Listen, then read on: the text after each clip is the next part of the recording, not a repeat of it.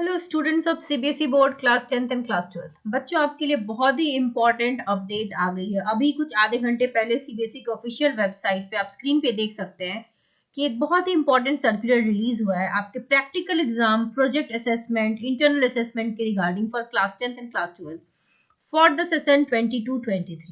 ये 27 पेजेस का ये पीडीएफ है। जो भी कंडक्ट होगा सारे इंफॉर्मेशन इसमें गिवन है, राइट। आप बच्चों को लग रहा था कि 1 जनवरी आपकी खराब हो जाएगी क्योंकि उसी दिन से आपका एग्जाम स्टार्ट है, बट चलो सीबीएसई ने एक अच्छी खबर दे दी कि आपका प्रैक्टिकल एग्जाम 1 जनवरी से नहीं 2 जनवरी से स्टार्ट है, तो आप 1 जनवरी को अच्छे से एंजॉय कर सकते हैं, राइट। और देखो बच्चों, ये 27 पेज का पीडीएफ है, लेकिन जो भी इंपॉर्टेंट चीजें होंगी इसमें उसकी चर्चा हम जरूर करेंगे, राइट। आपके स्क्रीन पे 4 इंपॉर्टेंट डेट्स दिख रहे हैं। Date of start of practical project internal assessment वो है 2 जनवरी, और last date of for completion of practical जो है वो आपका है 14 फरवरी, right. Last date of start of uploading of marks, जो कि आपके स्कूल वाले इंटरनल असेसमेंट लेते जाएंगे, उन्हें अपलोड करने का स्टार्टिंग डे है 2, और जो लास्ट डेट है अपलोड करने का वो है 14 फरवरी। तो जैसे जैसे आपके मार्क्स एग्जाम देते जाओगे आपके मार्क्स उन्हें अपलोड करने हैं, और ये सीबीएसई ने बता भी दिया है कि स्कूल को ऐसा करना है, क्योंकि कई बार स्कूल्स बहुत डिले कर देती हैं, इसीलिए इस बार सीबीएसई थोड़ा सा स्ट्रिक्टर फॉर्म में है, ठीक है। तो ये तो हो गए 4 इंपॉर्टेंट डेट्स। जैसे जैसे आपके प्रैक्टिकल होंगे, इंटरनल होंगे, उस हिसाब से ये सारे अपलोड्स हो जाएंगे। और ये इंटरनल असेसमेंट है, तो आपको अपने टीचर के साथ अच्छा बना के रखना चाहिए ताकि वो आपको अच्छे मार्क्स दे सके। आप अभी अपने टीचर से बात करिए आजकल कि आपको अच्छे मार्क्स वो दे, अपने टीचर को कन्विंस कीजिए और अपनी तैयारी भी करते रहिए। तो बच्चों आप देख सकते हो कि जैसे जैसे स्कूल ने ये बनाया है नियम, कुछ इंपॉर्टेंट चीजें हैं। पहला पॉइंट देख सकते हो, prepare a plan based on number of students registered in school in concerned subject and inform all the students timely so that all the students can appear in practical exam। तो ये कहा जा रहा है school से भी कि सारे स्कूल वालों से रिक्वेस्ट है कि वो अपने बच्चों को बता दें कि एक दिन एग्जाम हो, ऐसा ना हो कि कुछ बच्चे आए कुछ बच्चे नहीं आए तो री एग्जाम का फिर ऑप्शन उनको नहीं मिलेगा। तो इसीलिए सीबीएसई ने कहा है स्कूल को कि अपने स्टूडेंट्स को प्रॉपरली इन्फॉर्म कर दो, inform all the students that they need to appear in practical exam, क्योंकि दोबारा एग्जाम नहीं होंगे।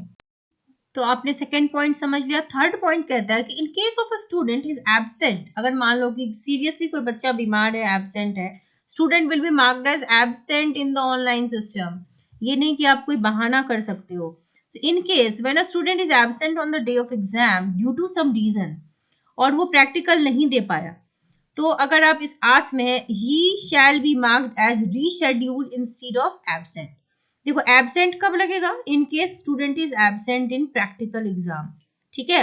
The student will be marked as absent in the online system. लेकिन in case when a student is absent on the day of exam due to any reason, कोई खास reason है क्योंकि internal exam है, तो वहां पर आपके लिए रीशेड्यूल ऑप्शन को वो कंसिडर करेगा in spite of absent. So school will be allowed to reconduct the practical exam. लेकिन अगर आपके पास कोई रीजन नहीं है, आप फिर एबसेंट हो गए, आपने कुछ बताया नहीं, then you will be marked as absent, तब आपका रीशेड्यूल नहीं होगा, ठीक है। So school will allow you. ये ज्यादातर स्कूल के हाथ में होता है, इंटरनल एग्जाम के जो मार्क्स होते हैं। तो आप अपना कंडक्ट अच्छा रखिए तो आपको अच्छे नंबर स्कूल से जरूर मिलेगा। Contact the regional office for appointment of external examiners and observer. ये जो स्कूल्स होते हैं उन्हें एक्सटर्नल एग्जामिनर की नीड होती है क्लास 12th के लिए, क्लास 10th के लिए एक्सटर्नल की नीड नहीं होती, तो दे हैव टू कॉन्टैक्ट। खैर ये बच्चों आपके लिए नहीं है, एक्सटर्नल भी बहुत हेल्पफुल होते हैं, बस नाम के लिए लगता है कि बाहर से कोई आ रहा है तो पता नहीं क्या पूछ डालेगा, but they are quite helpful, वो आपको कंफर्टेबल फील जरूर करवाएंगे। बट अल्टीमेटली आपके टीचर के हाथ में बहुत कुछ होता है। एक्सटर्नल अगर खराब करके भी चला जाए तो भी स्कूल का टीचर चाहे तो उसको मैनिपुलेट करके आपके मार्क्स को अच्छा कर सकता है। तो आप अपने टीचर से प्रॉपर बात करके रखिए। और स्कूल को टाइट करने के लिए देखो 5वां रूल जो है कि स्कूल को इंश्योर करना होगा एग्जाम को कि उन्होंने टाइमली कंप्लीट किया है, क्योंकि they have to upload the marks on the same day, और आंसर बुक को रीजनल ऑफिस में डिस्पैच भी उसी दिन करना है। आप सिग्नेचर देख सकते हैं आपके एग्जामिनेशन कंट्रोलर डॉक्टर संयम भारद्वाज का, तो इस सिग्नेचर पे मुहर लग चुकी है कि भाई ये सारे रूल हैं, राइट। तो इन 5 रूल को स्कूल को फॉलो करना है और आपको भी करना है। अब बात करते हैं कुछ और इम्पोर्टेंट इंफॉर्मेशन की। चूंकि 27 पेज का ये आपका आया है पीडीएफ, इसमें से जो इम्पोर्टेंट चीजें हैं जो आपकी जानकारी की हैं वो मैं आपके साथ डिस्कस कर लेती हूँ। देखो, जनरल फर्स्ट पॉइंटर आपको दिख रहा होगा, ये कह रहा है कि जो प्रैक्टिकल एग्जाम्स है आपके इंटरनल प्रोजेक्ट, वो स्ट्रिक्टली कंडक्ट करवाएगा स्कूल, और अपनी गाइडलाइंस को भी फॉलो करना है, राइट? जो भी सीबीएसई के गाइडलाइंस है उस हिसाब से। सो इन अकॉर्डेंस विथ गाइडलाइंस, और आपका प्रैक्टिकल एग्जाम उसी के हिसाब से एकेडमिक सेशन में हो जाएगा। और the school may check the and acquaint themselves and the examiners with the maximum marks for each subject from the curriculum document. अब पॉइंटर 2 देखो, डेट फॉर कंडक्ट। कुछ इंपॉर्टेंट डेट्स हैं प्रैक्टिकल के लिए। विंटर बाउंड स्कूल्स हैं, उनमें practical का जो आपका डेट है वो है 15 नवंबर से 14 दिसंबर तक, उनका ऑलरेडी डन है। और जो रेगुलर सेशंस हैं उनका 1 जनवरी से 14 फेब। तो फर्स्ट को एग्जाम नहीं हो रहा, ये आपने देख लिया है।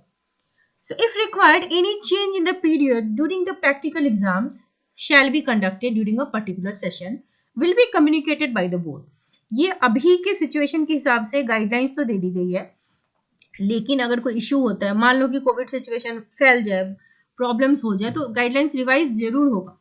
सो date for upload of marks, marks upload का डेट भी मैंने आपको बता दिया था कि जिस दिन एग्जाम खत्म होगा, जैसे जैसे एग्जाम होगा उसी उसी दिन उनको अपलोड करके देना है, और 14 February will be the last date.